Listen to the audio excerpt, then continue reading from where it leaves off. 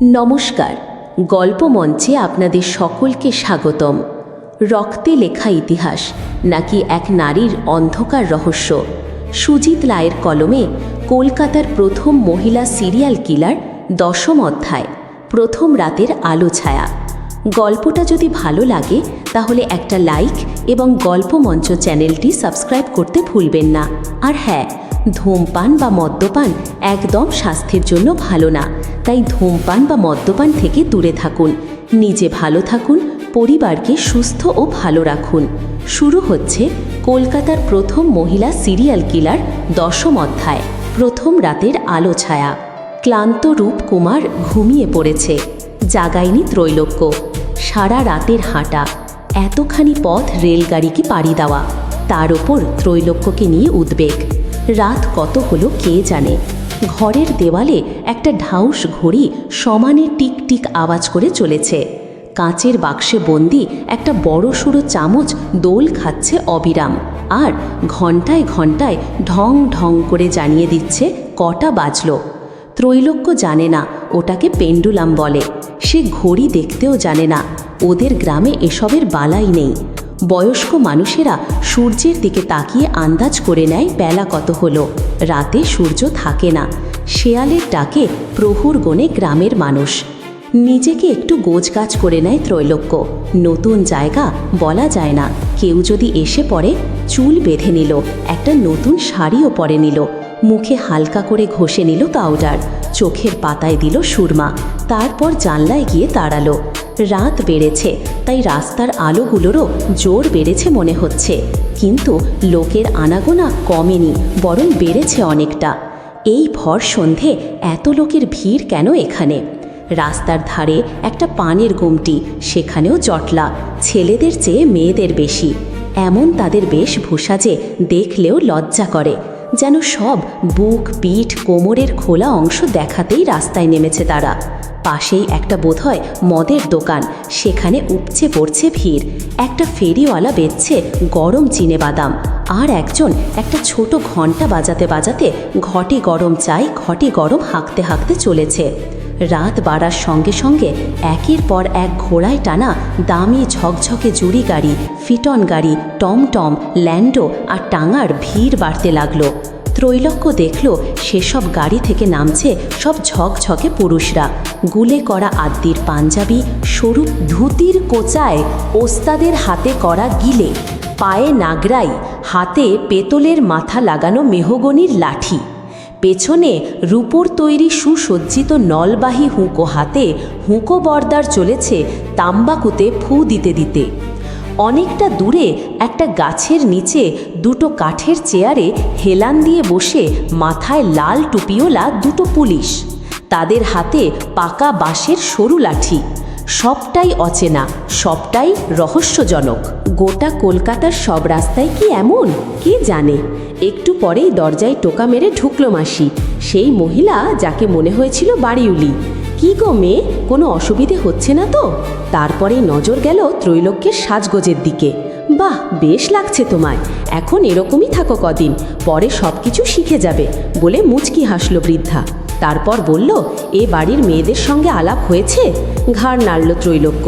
তা বেশ, তবে বাপু তুমি খুব নাজুক, আর একটু চড়ক হতে হবে, নইলে বাজারে করে খেতে কষ্ট হবে। নাচ গান কিছু জানো মেয়ে? না তো। শিখতে হবে, মাস্টার আসবে, সব শিখিয়ে দেবে। বাবুকে বলো একটা হারমোনি কিনতে হবে, ঘুঙুর জোড়া কিনতে হবে, ওসব হয়ে যাবে, চিন্তার কিছু নেই। সব কটা মেয়েকেই তো মানুষ করে দিলুম, তোমাকেও তৈরি করে দেব। ত্রৈলোক্য শোনে আর চমকে চমকে ওঠে। কি বলছে মাসি? কিছুই মাথায় ঝুঁকছে না, সব কেমন তালগোল পাকিয়ে যাচ্ছিল। মাসি উঠে যাবার পর ত্রৈলোক্য ঘরের দরজা একটু ফাঁক করে বাইরে তাকাল, যদি অন্য দিদিকে দেখা যায়। অন্য দিদিকে দেখা গেল না, কিন্তু যা দেখলো তাতে তার ভয়ে বুক দূর করতে লাগলো। গোটা বাড়ি আলোয় আলোময়, আর গোটা বারান্দা, ঘরে ঘরে জানলায় সেজেগুজে বসে আছে সকালের সেই মেয়েগুলো। সবারই বুকের অর্ধাংশে আঁচলের আড়াল নেই। পুরুষ মানুষগুলো লোভাতুর দৃষ্টিতে যেন গিলে খেতে চাইছে মেয়েগুলোকে, আর মেয়েগুলো আঙুলের ইশারায় তাদের ডাকছে, চুমু খাবার ভান করছে। বাড়ির সদন দরজাতেও দাঁড়িয়ে আছে কয়েকজন। তাদের পরনেও ঝলমলে শাড়ি, বাহারি ব্লাউজের গড়নি এমন যাতে স্তন বিভাজন স্পষ্টতই দৃশ্যমান এবং কোমরের ভাঁজগুলো অনাবৃত। এক একজন এক একটি পুরুষের সঙ্গে কী সব কথাবার্তা বলছে, আর তারপরেই তাদের জড়িয়ে ধরে ঘরে ঢুকে দরজা বন্ধ করছে। মাতালেরা ঢুকছে টলতে টলতে খোলা মদের বোতল হাতে নিয়ে। বাবুরা ঢুকছে হাতে বেলফুলের মালা জড়িয়ে, এসেন্সের গন্ধে বাতাস ভারী করে তুলে। বিস্মিত চোখে লুকিয়ে লুকিয়ে সদ দেখে ত্রৈলোক্য। এ এক আজব বাড়ির আজব পরিবেশ।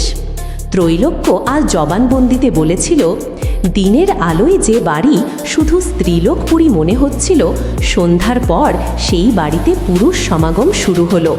কেউ পরিচিত মানুষের মতো, কেউ অপরিচিতের মতো, কেউ প্রকাশ্যে, কেউ অপ্রকাশ্যে, কেউ একা, কেউ বন্ধুবান্ধব সমবিব্যাহারে বাড়িতে আসছিল, আবার কিছুক্ষণ পরে বেরিয়ে যাচ্ছিল। কোনো ঘরে গান বাজনা হচ্ছিল, কোথাও চলছিল নাচ গান, কোথাও হাসি ঠাট্টা ও মদ্যপান। ত্রৈলোক্যের কানে আসছিল গানগুলো, কখনো নারী কণ্ঠে, কখনো পুরুষ কণ্ঠে। নারী গায়, অবলার পতিরত্ন সাধনের ধন, সে ধন বিহনে বলে সংসার বিজন।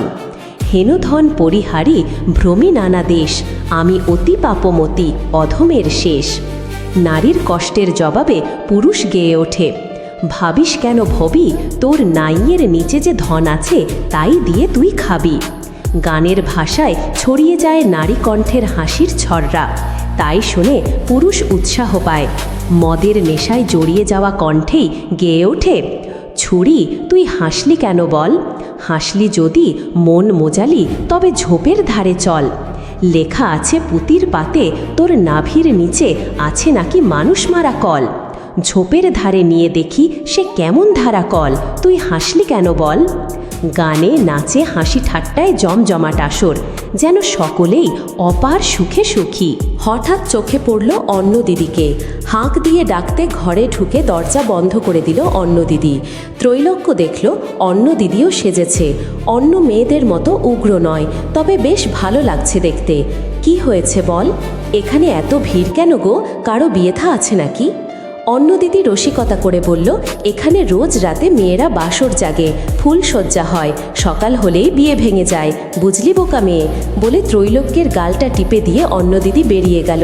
যাবার সময় ত্রৈলোক্য দেখল অন্ন দিদির চোখে জল। রাত যত বাড়তে থাকে ততই শহরের চেহারা কদর্য হতে থাকে। তখন নারী পুরুষ সকলেই মদের নেশায় চূর। কোনো পুরুষের ধুতির কাঁচা ভুলুণ্ঠিত, নাকের ওপর পড়া চশমা ঝুলছে গলার হাড় হয়ে। মেয়েরা বিস্ত্রস্ত পোশাকে উদ্ভ্রান্ত পাগলিনী প্রায় হয়ে নেতিয়ে আছে পুরুষের বুকের ওপর, আর সেই পাগলিনীর বুকে হাত রেখে বাবু অশ্লীল ভাষায় গান গাইছে। যৌবনেরই গাছে দুটি ডালিম ফলেছে, হাত দিও না প্রাণ সখা, সে যে কাঁচা রয়েছে। আর দেখতে পারছিল না ত্রৈলোক্য। ঘরের দরজা জানলা সব বন্ধ করে দিয়ে শুয়ে পড়ে রূপকুমারের পাশে।